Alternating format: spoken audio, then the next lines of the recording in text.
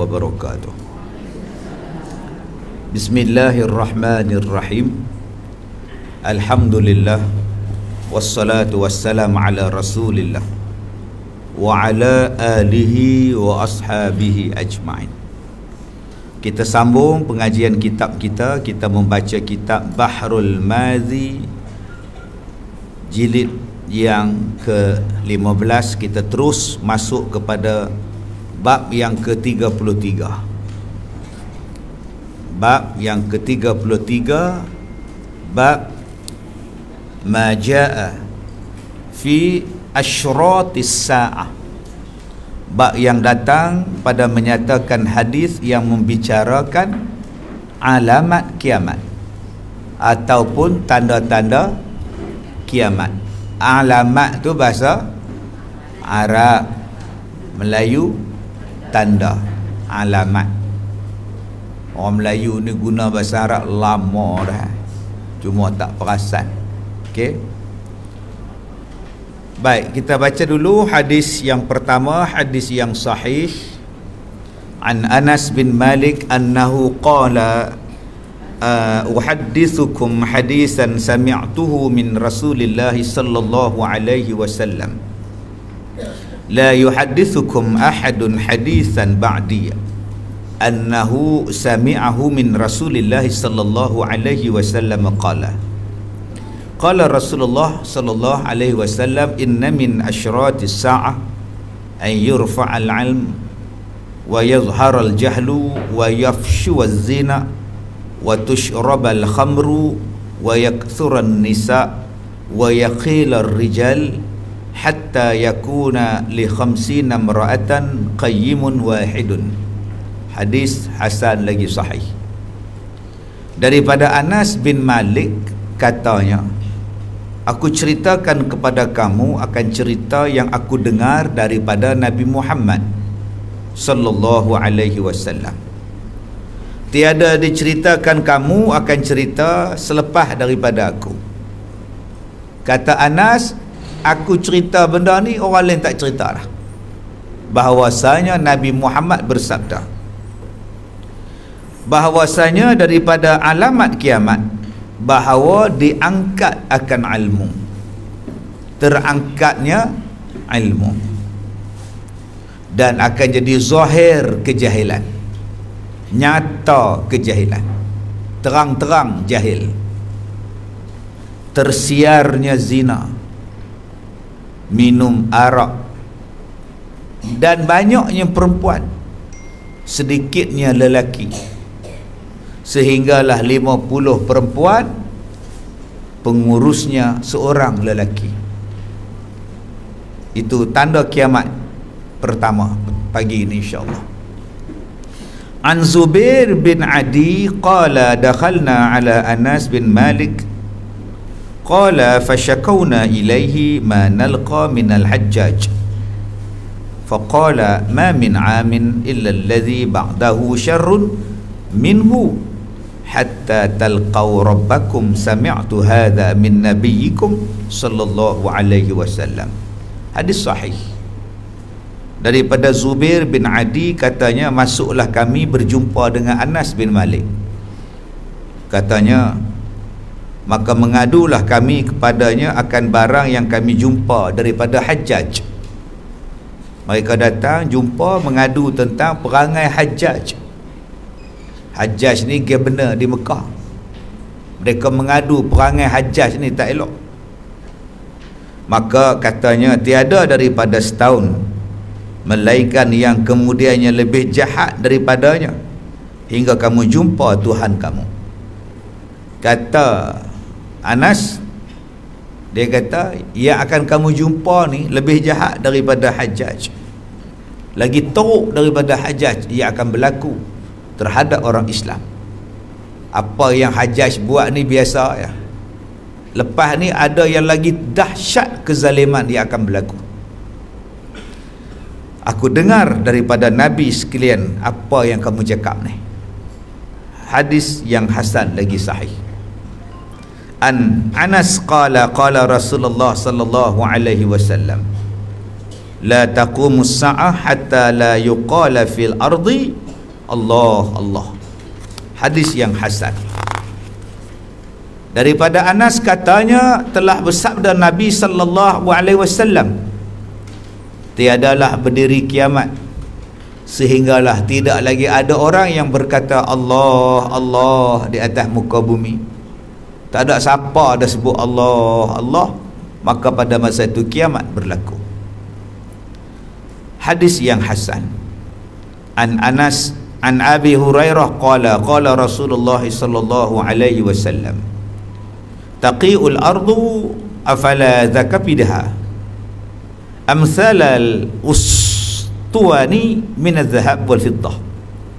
Qala fayaji'u as-sariq fayaqulu fi mithli hadha quti'at yadi wa yaji'u al-qatil fayaqulu fi hadha al-qataltu wa yaji'u al-qati' fayaqulu fi hadha qata'tu rahimi thumma yad'unahu fala ya'khuzuna minhu syai'a. Hadis yang sahih.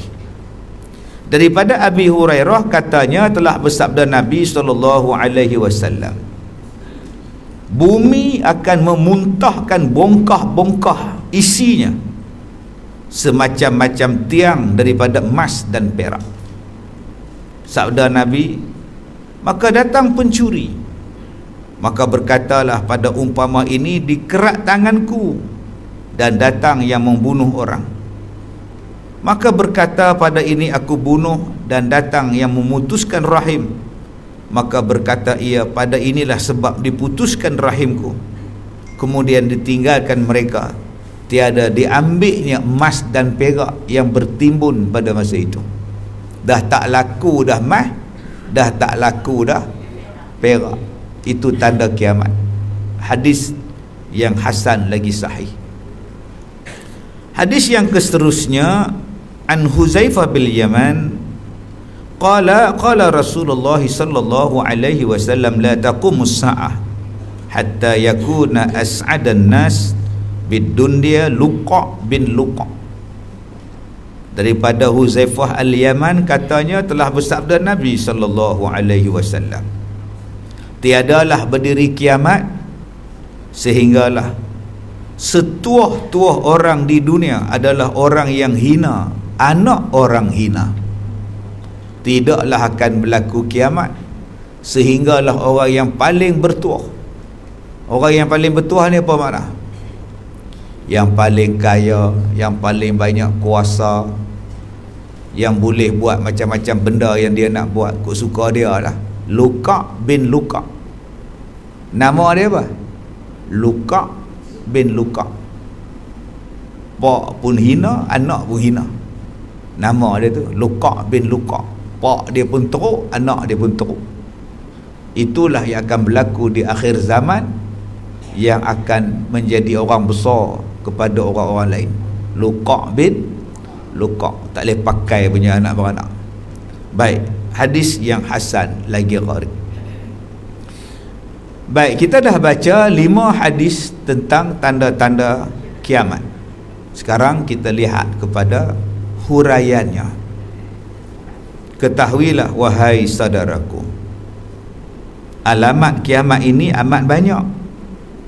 Ada tanda yang kecil, ada tanda yang besar. Maka di dalam hadis ini dinyatakan setengah daripada tanda-tanda tersebut sebagaimana yang telah dikeluarkan oleh Abu Isa At-Tirmizi dalam kitabnya Sunan At-Tirmizi. Kitab hadis, nama dia apa? Sunan At-Tirmizi. Daripada Anas bin Malik radhiyallahu an Anas bin Malik, sahabat Nabi, pembantu Nabi, pelayan Nabi, yang tinggal dengan Nabi daripada kecil sampailah Nabi wafat, yang tahu perangai Nabi. Anas nama dia, yang didoakan oleh Nabi ni, Anas bin Malik. Kata dia bahwasanya telah berkata ia pada murid-muridnya, aku bercerita kepada kamu sekalian akan satu cerita yang aku dengar dia daripada Nabi Muhammad sallallahu alaihi wasallam. tidaklah boleh bercerita sekalian kamu daripada sahabat-sahabat Nabi yang lain. Satu hadis daripada aku di negeri Basrah ini, di Iraq, yang mana hadis ini aku dengar daripada Nabi SAW. Di Iraq ni sahabat Nabi yang tinggal aku ya. Kamu tak dengar dah pada sahabat Nabi lain, habis-habis mati semua dah. Anas bin Malik ni Nabi doakan panjang umur, Nabi doakan banyak anak, Nabi doakan dia kaya. Sebab mak dia, tok dia minta panjang umur, minta banyak anak, minta kaya. Allah bagi kat dia. Allah makbulkan doa. Anak-anak dia ramai yang mati dulu sebelum dia mati. Nak cerita tuanya dia, panjang umurnya. Maka kata dia, kerana tiada seorang sahabat Nabi yang hidup dalam negeri Basrah ni melainkan aku seorang, dan tiada siapa yang hafaz hadis ini. Sekarang aku mau ceritakan kepada kamu hadis ini aku seorang. Kata dia, Nabi bersabda, min asyratis sa'ah ay yurfa'al ilm wa yazharal jahlu.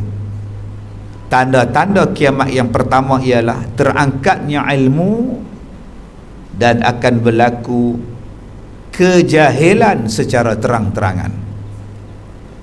Baik, ini tanda kiamat pertama, terangkatnya ilmu. Apa makna? Adakah kitab-kitab tu hilang? Adakah kitab tu bakar? Yang kata ilmu tu hilang ialah ulama mati. Apa makna terangkatnya ilmu?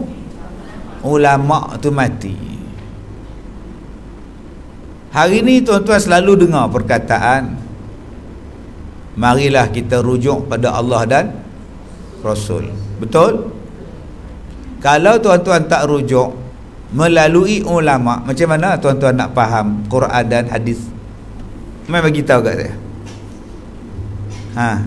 Macam mana nak bagi tahu? Macam mana kita nak percaya, nak beriman, nak memahami Al-Quran dan hadis kalau bukan ulama yang mengajar kita? Sebab zaman sekarang ni zaman orang tolak ulama. Syafi'i ke, Hambali ke, Hanafi ke, dia tolak. Dia kata kami nak direct dengan Nabi. Macam mana hang nak faham? Macam mana hang nak faham hadis Nabi? Nak faham macam mana? Nak faham tu mesti daripada saluran dia, aturan dia. Orang yang mahir, nama yang mahir tu ialah ulama. Tapi saya lihat hari ni dah gerakan yang membenci mazhab, yang membenci kepada ulama. Maka ulama ni pun seorang-seorang pergi, dan pergi pula tak kembali. Kita duk bising P.Ramlee mati tak berganti. Tak ada siapa lah boleh ganti P.Ramlee. Ustaz Kazim boleh ganti, Pak Mzalak kan, M. Nasir boleh ganti, Sudirman boleh ganti apa? Ulama tak ada siapa yang sampai tahap dia. Sebab tu Nabi sebut, innallaha la yaqbidul ilma intiza'an yantazi'uhu minan nas. Allah tidak akan mengangkat ilmu daripada dada manusia sekaligus, walakin yaqbidul ilma biqabdil ulama. Tetapi Allah akan mengangkat ilmu dengan dimatikan para ulama. Menunjukkan Nabi pun mengiktiraf ulama. Ya, hari ni orang pakat duk tolak ulama kejadah apa? Nabi pun kata ilmu tu diangkat dengan dimatikan para ulama. Jadi apa rasional hari ni dia tolak ulama? Misalnya ulama hadis namanya Imam Bukhari, dia menghafaz 600,000 hadis, dia tapis 600,000 hadis. Kemudian dalam tempoh beberapa belas tahun Dia ambil yang berapa ribu saja dimasukkan dalam kitab Bukhari. Daripada 600,000 lebih kurang 14,000 yang ditulis dalam kitab sahih. Yang lain dia tolak. Dia kaji, dia selidik, dia terkaji, dia selidik apa semua selama 16 tahun. Maka hari ni orang cerdik pandai, dia pun ambil kalkulator. 600,000 bahagi 16 tahun. Berapa? Cuba kira 600,000 bahagi 16.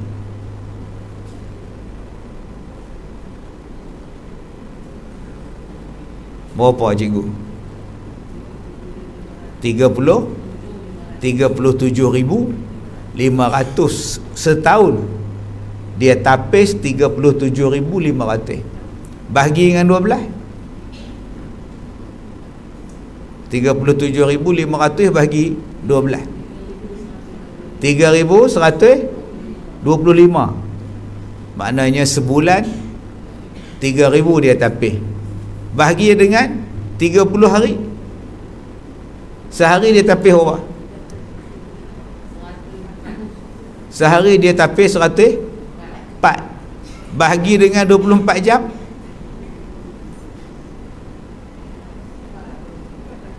Dia kaji satu hari dia kaji sejam 4 hadis. Maka mereka pun kata, Imam Bukhari ni tak makan, tak tidur ke, tak minum, tak mandi, tak berak ke? Adakah kita nak ikut Imam Bukhari? Tak logik kata dia. Tinggalkan Imam Bukhari. Ini gerakan-gerakan yang hari ni dia kaji sampai tahap macam tu. Imam Bukhari hafal 600,000, dia buang berapa ribu dalam tempoh berapa belas tahun. Kemudian dia tulis kitab sahih. Kenapa nak percaya pada kitab hadis katanya? Kenapa tak percaya pada Quran? Hadis ditulis oleh orang-orang yang selepas Rasulullah wafat 200 tahun baru ditulis hadis. Maka sekarang dah ada gerakan tidak mempercayai hadis yang dipanggil sebagai golongan anti hadis. Dia guna kepala otak dia. Dia ingat kepala otak Imam Bukhari macam dia nak hafal CP 20 pun tak erti. Nak hafal CP 12 pun sangkut berdiri atas meja.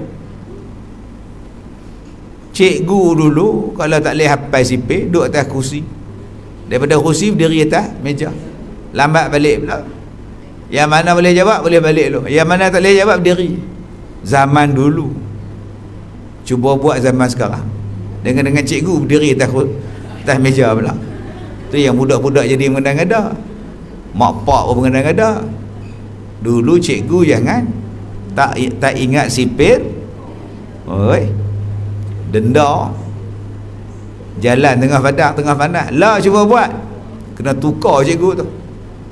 Sebab tu anak-anak sekarang dia menjadi anak yang baik, bersopan santun, ya. Dengar cakap mak bapak. Inilah kesan daripada pendidikan sekarang ni bagus. Anak-anak zaman sekarang, ya, yang mendengar cakap, hormat orang tua. Kita nak hafal sipir tu pun jenuh. Macam mana Imam Bukhari boleh hafal 600,000 hadis? Kepala otak dia macam mana? Sama macam kita kan? Kita nak hafal kuliah pun lupa. Wala ana wala antum wala ana wala antum. Tiba-tiba kita meletakkan diri kita macam Imam Bukhari. Ni silap. Silapnya kita ialah meletakkan diri kita macam orang lain. Kita rasa ilmu kita ni dah lebih tinggi daripada dia. Bila sebut dia orang alim, dia ulama, dia mempunyai banyak masa. Kita ni tak ada masa. Pasal apa? Tengok TV berapa jam? Tengok handphone berapa jam? Nyimbang berapa jam? Tidur berapa jam? Memang tak ada masa. Main handphone saja berjam-jam. Belum lagi pergi shopping raya kat Maidin, nak bayar tu pun 1 jam. Beratur nasi Arab 5 jam. Adakah mereka zaman mereka ada TV? Adakah mata mereka dihabiskan tengok TikTok? Apa mereka buat? Ni kita duduk baca. Hang pelik tak mana? Kamu pelik tak mana? Mereka bukan macam kita menyembang di masjid, di surau, naik motor, berhenti tengah jalan menyembang. Orang kita ni punya menyembang, turun bah pun menyembang. Dia picit loceng, dia turun bah. Dia duduk di jalan, kawan dia duduk belakang dribble bah. Tu lah kata, ingat lupa main rumah aku. Tak apalah, dribble bah dia tengok. Dia kata, makcik, tak apa lah, lain kali kita menyembang. Sampai tahap macam tu, hak di bawah ni duduk menyembang dia tak puas menyembang. Sampai dalam kelas pun menyembang. Kan? Dah dalam saf semayang pun masih menyembang. Imam dah baca Fatihah, kita hak di belakang ni duduk menyembang. Malam ni orang lembut tak ada kan? Tak tahu, tak ada pun. Nak faham, tak faham sudah. Orang lembut kan, main sembahyang tarawih. Macam mana ni Haji Wan mendengung ni speaker Baik, maka gerakan untuk memburuk-burukkan ulama makin lama makin dahsyat. Tujuannya ialah untuk tidak mempercayai hadis. Okey, kalaulah kau tak nak percaya pada hadis, sebab hadis ditulis oleh manusia. Di dalam Al-Quran Allah berfirman, laqad kana lakum fi rasulillah uswatun hasanah. Sesungguhnya pada diri Rasulullah itu ada contoh tauladan yang baik. Macam mana kau nak tengok contoh teladan yang baik kalau tak ada hadis? Macam mana kita nak tahu Nabi itu berjalan, Nabi itu duduk, Nabi itu cakap, kalau bukan melalui hadis? Quran cakap Nabi Muhammad tu ada contoh terbaik, tapi Quran tak cakap macam mana Nabi berjalan, Nabi makan, Nabi dengan keluarga, Nabi dengan rakyat, umat, Nabi semayang macam mana. Tak cerita pula macam mana Nabi buat sambut raya, macam mana Nabi puasa. Tak ada dalam Quran, dia ada dalam hadis. Jadi kalau kau menolak hadis, maknanya kau tak percaya pada Quran. Sebab Al-Quran cerita ikut Nabi, nak ikut apa hadis tak ada. Sebab itu hadis mesti ada, dan yang mengumpulkan hadis, yang menerangkan tentang hadis, yang menjelaskan tentang hadis ialah ulama. Maka apabila ulama cerita yang ni, kena ikut ulama. Sebab dia memahami hadis itu, dia alim dalam hadis itu. Maka nak tak nak kita kena ikut ulama. Hari ini apa dia buat? Dia burukkan dulu kredibiliti ulama. Lepas kredibiliti ulama diburukkan, orang dah tak percaya pada ulama, maka dia naik setingkat lagi, tidak percaya kepada hadis. Dan sampai satu peringkat nanti Al-Quran pun orang tak percaya. Maka bila dah jadi 3 benda ni, jadi tak tanda kiamat nombor 2? Ada jadi. Apa dia tanda kiamat nombor 2? Berlakunya kejahilan. Zahir jahil akan berlaku, kebodohan, kejahilan akan berlaku. Macam sekarang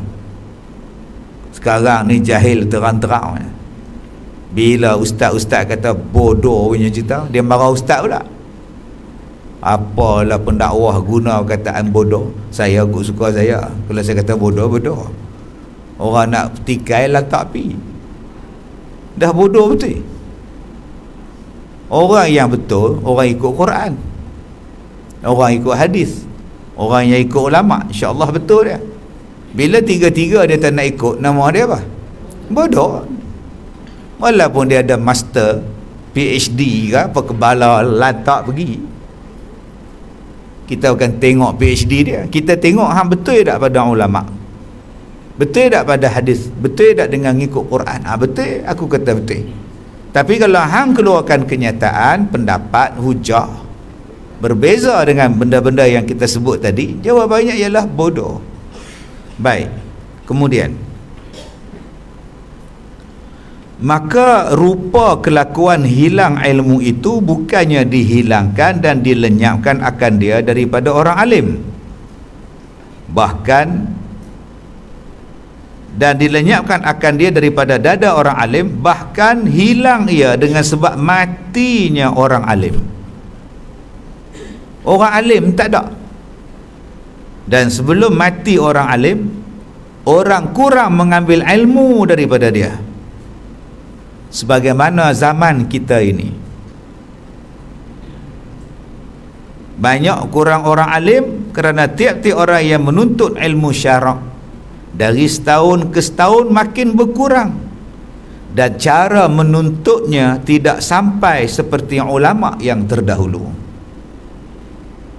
Maka tok-tok guru ni mati seorang-seorang, dan waktu dia hidup orang tak pergi ambil kat dia, orang tak pergi mengaji di rumah dia, orang tak pergi tanya dia. Zaman sekarang mana ada orang pergi rumah tok guru pergi tanya, dia tak peduli ya. Kalau ustaz dia keluarkan kenyataan, ramai-ramai pakai hentam dia pula dalam Twitter, dalam Instagram, dalam Facebook. Bukannya dia nak hormat. Zaman sekarang ni, zaman sekarang ni yang nak dihormat orang berduit, orang berkuasa, orang politik. Tapi kalau ustaz tu tak ada apa, pergi buat pula kenyataan sesuatu yang tak mereka suka, maka akan dikutuk secara berjemaah. Ada satu ustazah kata, ibu bapa janganlah benarkan anak-anak pergi tengok konsert Justin Bieber. Janganlah pergi tengok konsert Justin Bieber, kata dia. Tak elok.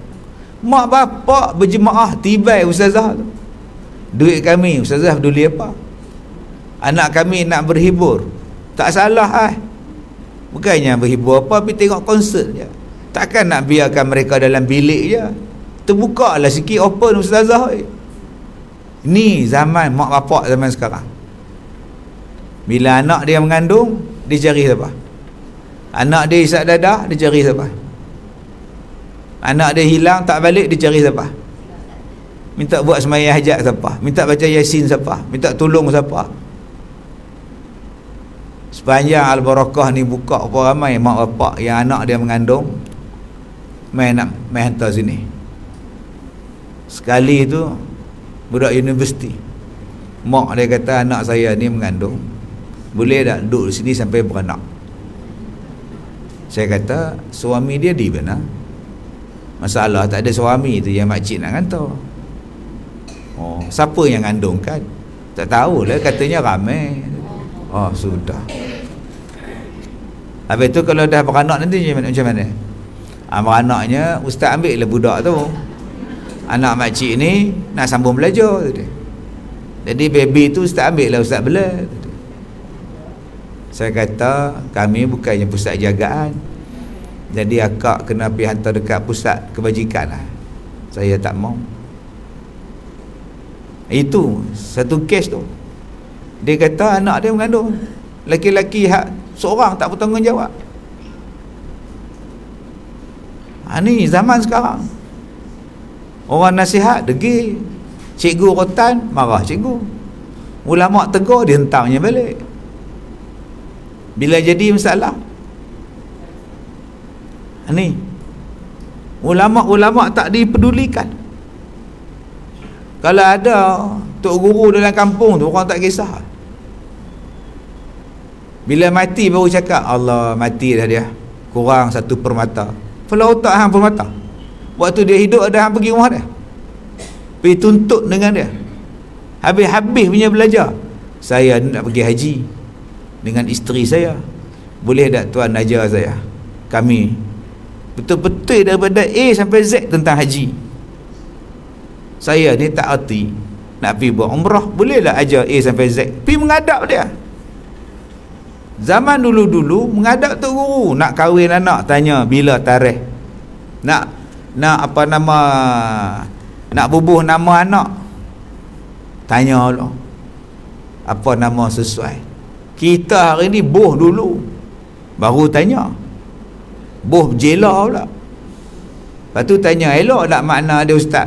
Dah hang bubuh dah, aku suka hang. Nama anak hang tu Tai Kerin. Dalam bahasa Melayu Tai Kerin, dalam bahasa Arab saya malas cerita. Kok anak tuan-tuan ada nama tu. Tak ke immigration Arab nak cok tu dia gelak dulu, baru dia cok. Ya Allah, kata dia, roh Tai Kerin, bunyi sedap. Inilah dia orang tak jumpa tok guru. Zaman dulu-dulu kalau nak pergi mana pun baramas simpan rumah tok guru. Tok guru kata apa hak tu, kenuri tak makan selagi tok guru tak datang. Zaman dulu. Tapi lama tok guru tak ada. Yang disanjung adalah artis. Artis ambil tempat, bukan lagi ulama. Maka bila dah tak diperlukan ulama-ulama tadi pun Allah ambil balik. Seorang-seorang dijemput. Akhirnya tidak ada lagi orang alim dalam satu-satu tempat. Ada juga orang yang belajar tapi tak belajar macam orang dulu.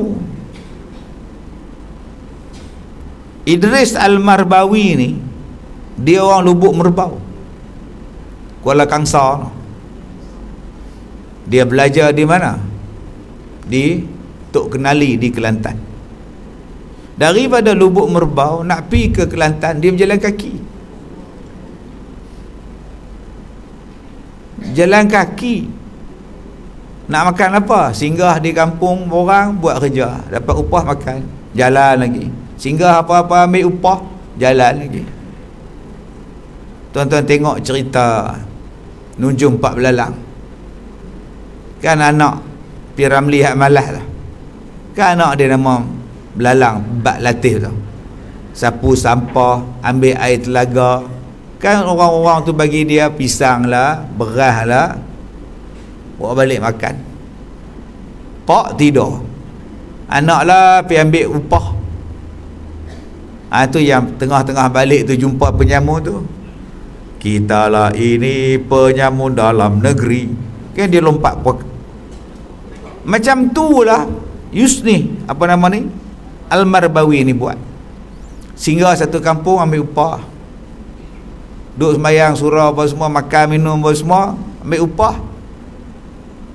Belajar di Kelantan, bukan naik bas, naik lori, naik petobang, bas ekspres macam kita. Tak ada kitab betul. Habis mengaji sana, balik pergi pula ke Mesir pula. Berpuluh-puluh tahun duduk di sana, tulis macam-macam kitab. Salah satu kitab dia yang paling terkenal ialah Kamus Al-Marbawi. Orang yang belajar bahasa Arab mesti kenal Kamus Al-Marbawi. Dia tulis kamus tu. Bayangkan alim tak alim boleh tulis kamus. Saya waktu ngaji sekolah Arab tu, kamus dia ada bukan? Macam mana manusia boleh tulis kamus? Dia bukannya ada komputer zaman tu. Tulis kamus. Ini alim. Tafsir dia tulis, Baharul Mazini pun dia tulis. Alim tuan-tuan tu. Duduk di Mesir tu, mengajar budak-budak di Mesir pula. Tua lah, baru kerajaan Malaysia nampak. panggil dia balik nak bagi anugerah tokoh ma'al hijrah. Baliklah untuk Allah. Bila balik dijemput Tuan Syekh untuk menyampaikan ucapan sebagai penerima pertama tokoh ma'al hijrah buat di pusat Islam, siaran langsung. Orang pakat tengok dia, cakap. Orang mai jumpa dia, Tuan Syekh tolong cakap. Dia kata, aku tak tahu nak cakap, aku tak erti. Punya alim ni boleh, dia kata, saya tak erti, ma'araf tu, aku tak erti, dia kata, nak cakap apa, aku tak pandai. Kita ni apa pun tak tulis buku, cakap je lah. Dia yang tulis beratus kitab yang besar-besar ni, bila duduk depan mikrofon, orang pujuk dia, cakaplah sikit. Assalamualaikum warahmatullahi wabarakatuh. Bismillah, alhamdulillah, wassalatu wassalamu ala rasulillah wa ala alihi wa sahbihi ajma'in. Assalamualaikum warahmatullahi wabarakatuh. Dah, tu yang dia cakap. Nak ilmu aku, pi tadah kitab aku. Sampai hari ni kita tadah kitab dia. Macam mana dia dalam kubur sekarang, beribu-ribu orang baca kitab ni. Cerah dia dalam kubur, banyak pahala dia, ilmu yang dimanfaatkan. Kalaulah kita kena pergi Kelantan mengaji, jalan kaki, tobat lahum tak pergi dah. Hak sediakan aircon tak datang, bagi kursi merah, lapik meja merah tak datang. Jamban sepah, hang pilihlah nak jamban mana. Setengah tempat jamban tu yang tu lah. Selesa ke tak selesa, yang tu lah. Kita ni, yang ni pun boleh, yang ni pun boleh, yang ni pun boleh, lalat masuk dalam kelas, tak jadi buang, terlajak bagi sini lah. Nak apa lagi? Makan disediakan, minum disediakan, mai je mengaji. Rasa-rasa tak ada duit, tak apa, tak payah belayar apa pun, mai mengaji je. Tak mau. Aku nak tidur, aku nak sapu sampah, aku nak lepak. Maka banyaklah mata yang melihat kereta, mata yang melihat kereta. Mata yang tak mengaji melihat kereta orang yang mengaji. Pergi dan balik dia tengok aja. Ini zaman sekarang. Malah kadang-kadang timbul dalam hati, dia kata, dia orang ni tak habis-habis mengaji. Apa benda yang dia orang belajar lah. Dia tak tahu, makin lama kita belajar, makin banyak benda yang kita tak tahu. Ya Allah, aku ni tak tahu. Ya Allah, ya Allah. Orang yang tak belajar ni tahu semua dah, tahu semua dah. Jadi tuan-tuan, walaupun kita ni tak belajar macam orang dulu-dulu belajar, okey, macam orang dulu-dulu belajar, sekurang-kurangnya kita masih lagi ada niat untuk belajar. Masih lagi kita ni belajar, alhamdulillah.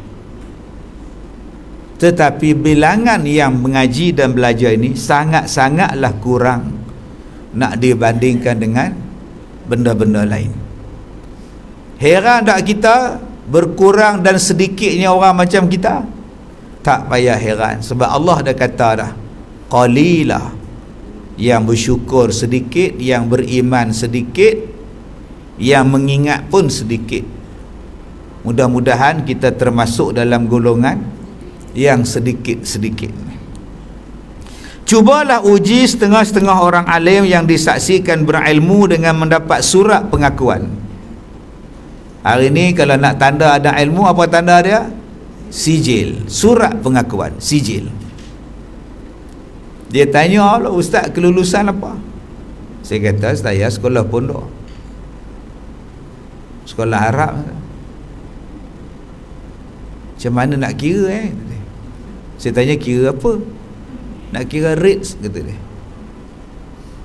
Nak kira mileage, nak kira rate sejam berapa ringgit.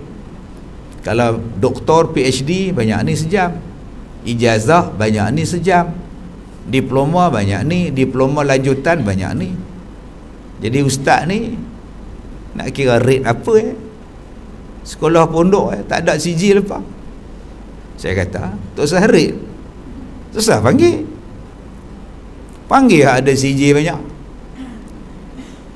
Kami tak mau mereka, kami nak ustaz seronok. Bayarlah nilai seronok. Lah saya cancel, saya tak mau. Saya kata saya ceramah tak tetap bayaran. Saya tak kira nak bagi berapa pun saya ambil. Tak bagi pun tak apa. Tapi kalau bagi tak cukup, hampa jemput lagi, aku tak datang dah. Jadi kalau saya tak berkira, hampa pun janganlah berkira. Ni nak bagi tu berkira setiap 1 kilometer berapa. Suruh isi borang tu 1 kilometer kali berapa, saya lupa dia punya rate dah. Menung saya ni bukan staf kerajaan nak klaim-klaim macam tu. Kan kaki tangan kerajaan yang bodoh apa? Nak kata Bahlul kan buruk sangat kot. Saya ni cikgu biasa, sekolah pondok biasa, nak suruh isi borang pula, rate ni berapa, ingat aku tikui ke apa? Baik, maka kata dia, adakah ilmu-ilmunya itu di dalam dadanya seperti ulama yang terdahulu? Dah. Kalau pak dia mati, anak dia naik, tak sama dengan arwah pak dia. Kalau pak mertua dia mati, naik anak menantu pula jadi ganti pak mertua, tak sama lah. Anak dengan pak pun tak sama dah darjat ilmu. Bahkan setengah mereka yang mendapat sijil itu belum pernah mengarang kitab tafsir yang besar dan kitab hadis Bukhari dan Muslim dan lain-lainnya daripada kitab yang besar. Tiba-tiba nak mengaku ulama, tiba-tiba nak mengaku waris. Jangan, tak sama. Dan dia mendapat title doktor tu pun atas kertas kerja dia, daripada tesis dia, daripada ulama-ulama yang tak ada sijil. Dia petik yang ni, dia ambil kitab ni, dia buat tajuk ni, dia pun buat tajuk tesis untuk dia dapatkan doktor. Kemudian bila dapat doktor, dia pandai. Hang dapat tesis tu pun ambil daripada ulama yang tak ada sijil. Kemudian hang nak kata hang lebih pandai daripada mereka. Dahsyat. Dia panggil Imam Syafi'i tu Syafi'i dengan pak menakan dia pun dia panggil Pak Long. Panggillah Imam Syafi'i, dah panggil Syafi'i. Pandai orang sekarang ni. Belum pernah dipelajar dan diambil fatwa isinya daripada guru. Sungguh cukup pada dirinya ilmu alat, tetapi tidak sama ia dengan orang yang mengadap gurunya, mengambil hadis-hadis pada gurunya. Sebab tu jangan duk lekeh orang mengaji pondok. Orang mengaji pondok tak ada bangunan besar macam universiti, tak ada dewan fakulti, dewan kuliah macam universiti, tak ada guru mereka prop madya, prop emeritus. Tok guru mereka pakai kain plekat, baju Melayu putih, serban. Mereka pula duduk dalam masjid mengaji, duduk atas lantai, tapi menghadap daripada guru berdepan. Ni cara mereka. Hafal matan, hafal sanad. Udah kuat sangat jiwan tu. Slow sikit jiwan. Itu kadang-kadang orang tak iktiraf guru pondok sebab tak ada sijil. Tapi mereka tak nampak kepala otak budak-budak pondok ni. Dia hafal semua benda. Dia ingat sebab dia ambil daripada mutawatir, talaqi dia, musyafahah pada guru dia berturut-turut. Ni cara ni. Kadang bukannya setahun, bukan 5 tahun, bukan 7 tahun, 25 tahun duduk di pondok. Keluar-keluar tu tua lah. 10 tahun duduk di pondok. Segala kitab dia belajar, daripada hak rendah Matul Al-Badrain sampai kita Iqna' apa semua, hafal semua lah. Zaman dulu punya belajar ni. Maka seperti ilmu tafsir dan hadis dan fiqah dan lainnya, tiada satu daripada lainnya. Tak sama tu. Ustaz hak mengajar tu 5-6 kitab dia mengajar. Sekali dia mengajar tak sama pun satu isi tajuk. Kita hak kata cendekiawan agamawan, bila ceramah isi sama. Sama je isi. Hak ni aku dengar dah, yang ni aku dengar dah, yang ni aku dengar dah. Pasal tak ada ilmu. Ulama dulu sekali dia cakap tajuk ni tak sama lah isi dia hak dengan hak lepas. Itu cabaran. Nak kata alim tak alim. Macam kita mengaji 3 kitab, 2 kitab sehari kita mengaji. Tak nak bagi sama dengan yang semalam, dengan yang kemarin dulu. Setengah dia tak boleh nak cakap, saya tak tahu nak kata apa. Lalah keluar. Kadang-kadang duk ulang benda yang sama aku dengar dah, dia ni cakap lu duk ulang lagi. Tak ada ilmu orang tua ni. Memang tak ada. Baik.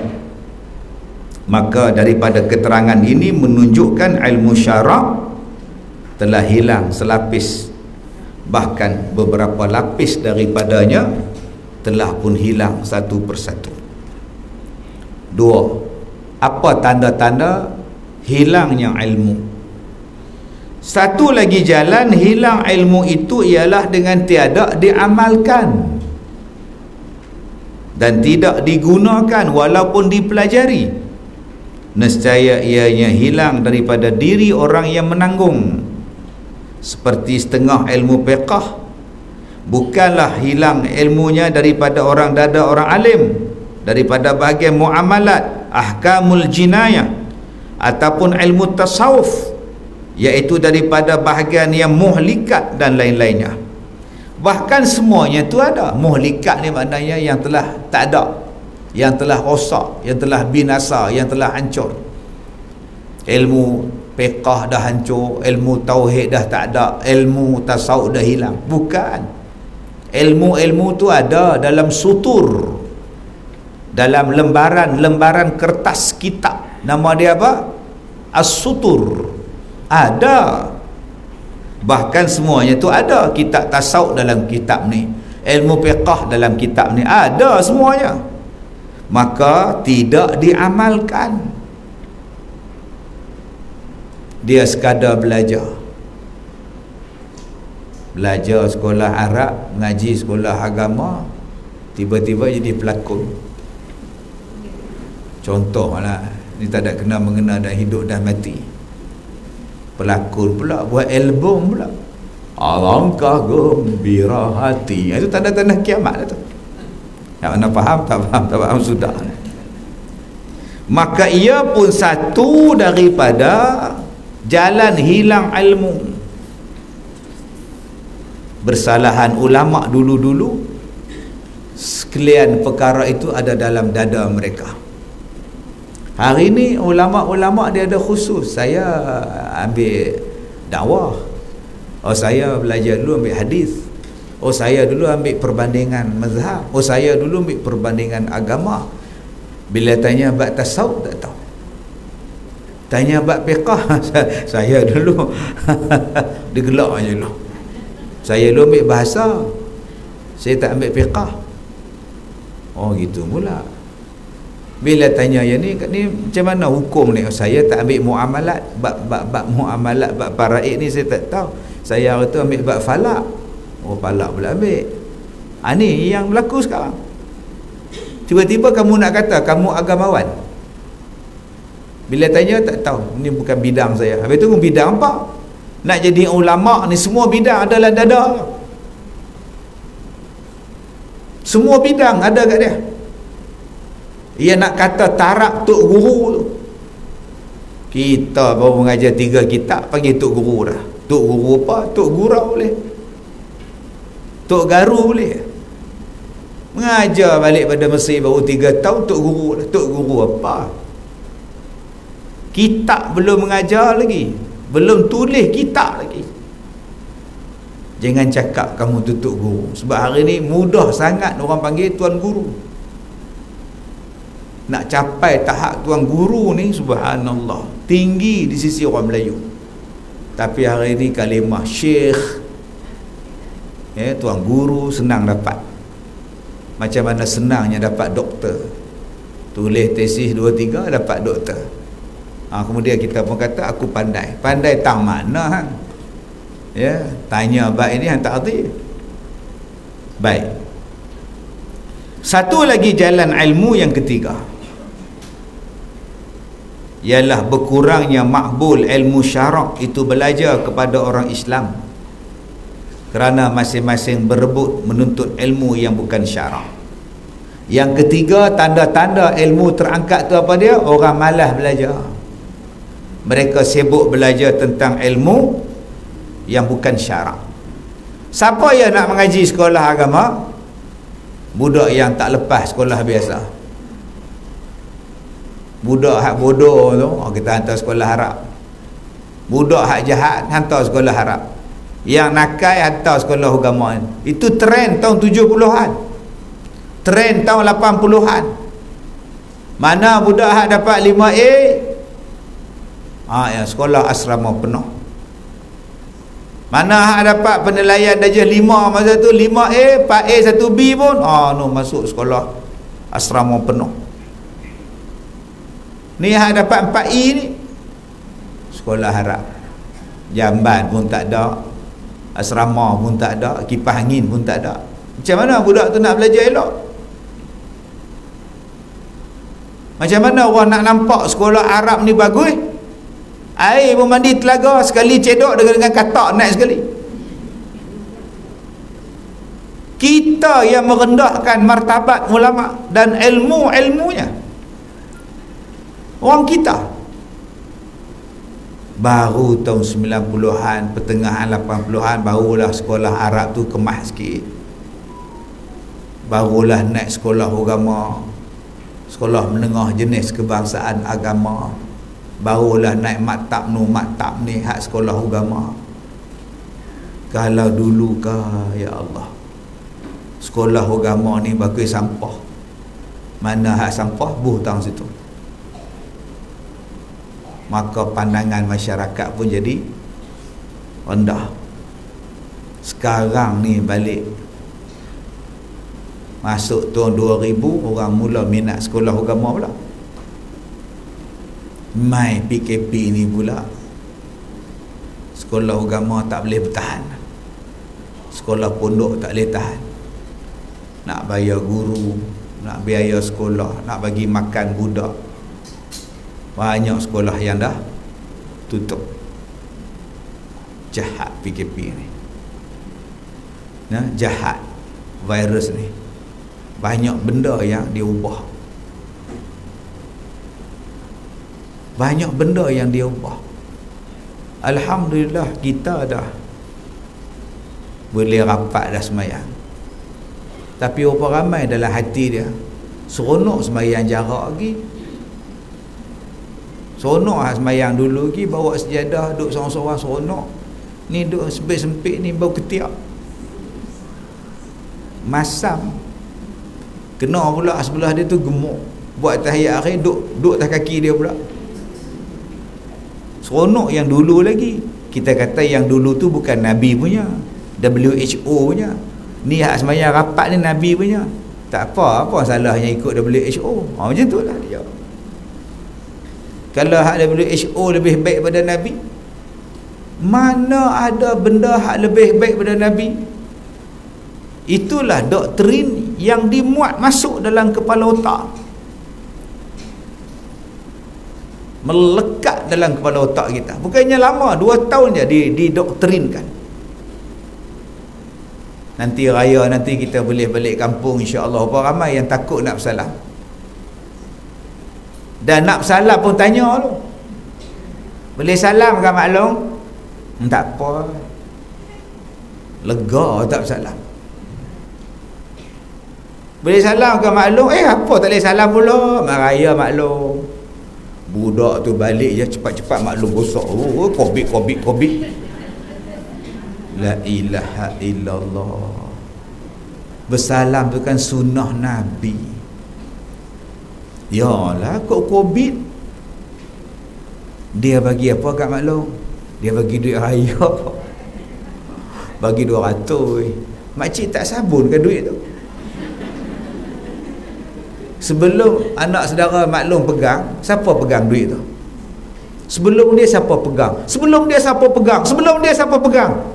Makcik sanitize dulu duit tu. Jemur tengah halaman.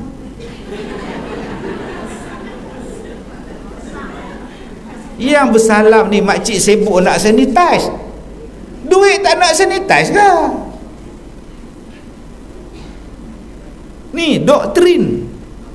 Bersalam tu sunnah Nabi. Tak elok. Duit balon elok. Bolang poket, bolang beg tangan, bolang bra. Beg tangan duduk dalam bilik. Anak mai hantar duit, menantu bagi duit, tak sempat nak simpan, embuh situ. Makcik kena sanitize tu. Tak pernah pula sanitize tang situ. Inilah dia tuan-tuan, kesan dia. Kalau kita tak sedar lagi, macam mana mereka nak ubah cara hidup kita? Kak norma nak ubah. Baik. Dia kata seperti menuntut ilmu undang-undang Napoleon. Dan suka menuntut ilmu doktor sekarang. Suka belajar ilmu engineer. Atau ilmu bersegak-segak dan bersuka-suka dan bersedap-sedap. Fannul jamilah warrafahah. Suka minat belajar menyolek, dressing, fashion, designer. Ini dia dalam kitab ni. Kitab lama ni dia cerita lah. Masa tu kita pun tak tahu fashion designer. Hari ni nampak, yang tu yang jadi kecenderungan orang. Dia tak belajar agama yang dia nak hidup dan mati dengan agama. Dia suruh anak-anak dia belajar main piano, main biola, yuran 500 sebulan. Main mengaji Quran RM5 pun minta kurang. Bahkan setengah daripada orang yang menuntut ilmu syarak telah berlaku tidak percaya lagi daripada apa-apa yang ada dalam hadis. Nampak?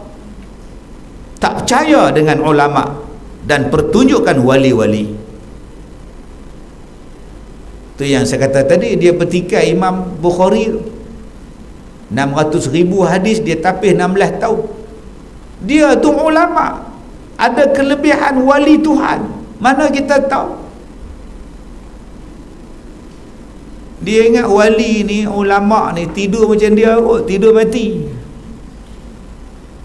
Berapa jam mereka tidur ulama ni? Hak lain tu semayang, minta petunjuk, minta istikharah. Kita dalam kelas pun tidur, buat motor pun tidur, sedar-sedar buah lori je. Nak samakan kita dengan aulia, dengan ulama orang zaman sekarang ni.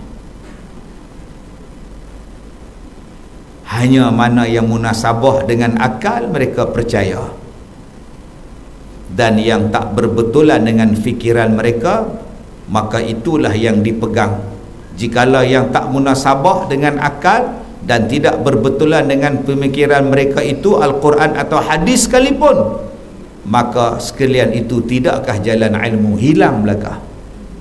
Kan bulan lepas kita cerita tentang matahari beredar, bulan beredar. Rupanya jadi isu besar, saya tak tahu. Kita baca tafsir, kita baca ayat Quran, cerita tentang bumi, cerita tentang matahari dan bulan, siang dan malam. Quran kata yang beredar ialah matahari. Hadis Nabi kata ialah matahari. Matahari yang beredar mengelilingi bumi. Bumi ni pegun, madat dalam Quran sebut. Dia pegun, dia tetap. Kalau dia bergerak, yang atas dia ni pun tak stabil. Maka untuk menstabilkan bumi ni tak bergerak, Allah gunakan gunung ganang bagi kejap. Dan dijadikan matahari dan bulan itu untuk mengira masa. Sebab dia bergerak. Allah sebutkan li'adadas sinin, supaya kamu mengira waktu dan masa. Sekarang ni pukul 10 minit. Pergerakan matahari tu kita tengok pukul 12 lagi dia tegak. Makna dia yang berjalan. Sebab tu berlaku dalam satu kisah bagaimana seorang Nabi yang minta kepada Allah, tahan sekejap matahari, jangan jadi malam dulu. Ada benda belum selesai. Kalau tak ni habis agama Allah dalam satu peperangan. Di zaman dulu ni.